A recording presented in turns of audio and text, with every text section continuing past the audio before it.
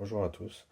Aujourd'hui, je vais vous présenter une montre d'inspiration militaire d'une micro-marque portugaise qui s'appelle Contar.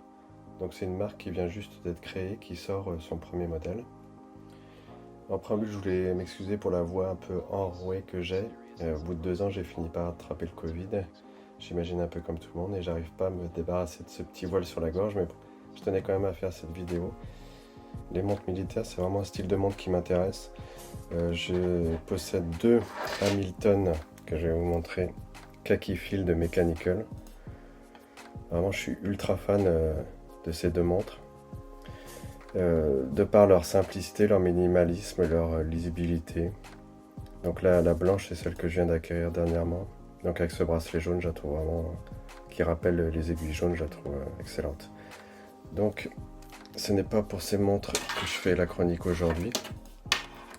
C'est pour cette petite marque portugaise qui a créé donc ce modèle qui est vraiment intéressant à plus d'un titre et qui est un rapport qualité-prix assez imbattable.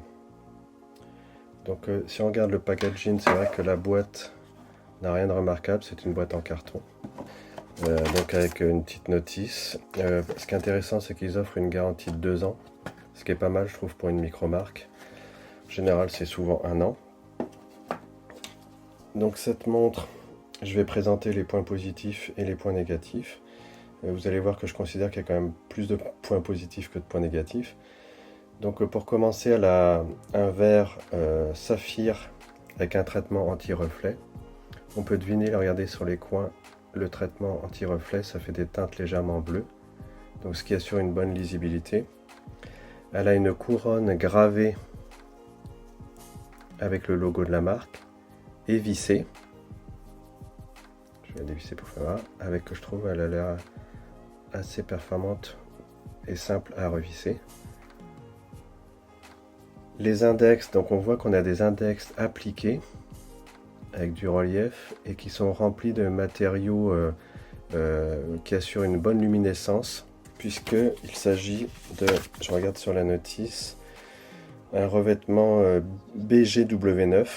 Donc on verra à la fin de la vidéo, j'ai fait un petit test de lume et qui montre qu'elle est quand même assez performante. Le mouvement, c'est un mouvement Seiko VD78, un mouvement quartz. Ce boîtier, en fait, comme souvent dans les Field Watch, les montres d'inspiration militaire, c'est en acier sablé. Donc à l'origine, je crois que c'était pour que les montres ne soient pas brillantes et ne permettent pas de repérer en fait les soldats qui les portaient. Donc ça, c'est un argument qui est peut-être valable. Par contre, c'est vrai que le verre, lui, peut très bien renvoyer la lumière. Donc bon, ça devait quand même pour essayer de rendre la montre le plus discrète possible. Une particularité aussi de cette montre, c'est qu'elle a un boîtier où il y a un renfoncement au niveau du boîtier pour, je vais vous faire voir, pour que le NATO, avec le NATO, ça fasse une épaisseur moins importante. Donc là, on le voit. Donc avec la marque et les caractéristiques sur chaque côté. Et donc on voit quand on met le NATO, ça permet à ce que ça soit un petit peu moins épais.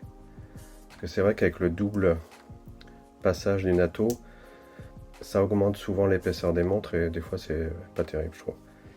Qu'est-ce que je peux dire d'autre sur cette montre? C'est vrai que ce qui est intéressant, c'est aussi cette petite seconde placée à 6 heures, que je trouve plutôt sympa, qui rappelle certains modèles Dirty Dozen, donc qui à l'époque avait été créé pour équiper l'armée britannique.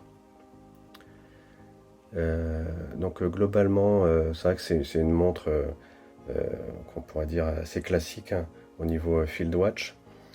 Mais le prix est vraiment intéressant puisqu'il est pour l'Europe de 150 €.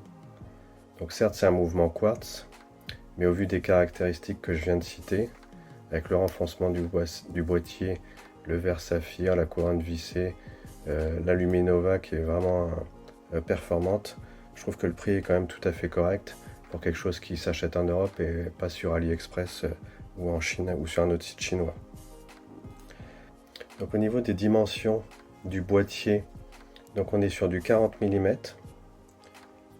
sur du 47 mm de corne à corne et une autre corne de 20 mm. Donc ça permet vraiment de changer facilement de bracelet. Donc le seul petit point peut-être négatif, pour moi il y en a celui-ci puis un autre. C'est vrai que j'aurais préféré, comme les Hamilton, qu'elles soient en 38 mm. C'est vrai que les field watch en général c'est assez petit.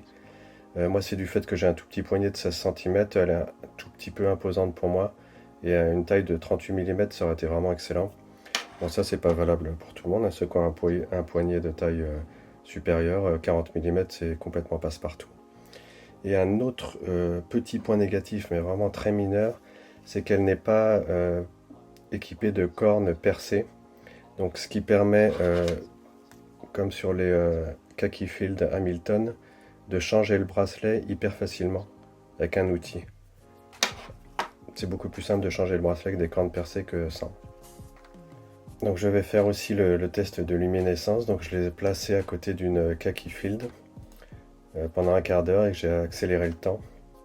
Et on peut constater que la Contar présente, je trouve, une luminescence un peu plus performante que la Khaki Field, dont la luminescence s'estompe plus rapidement, on le voit bien sur la vidéo, que la Contar.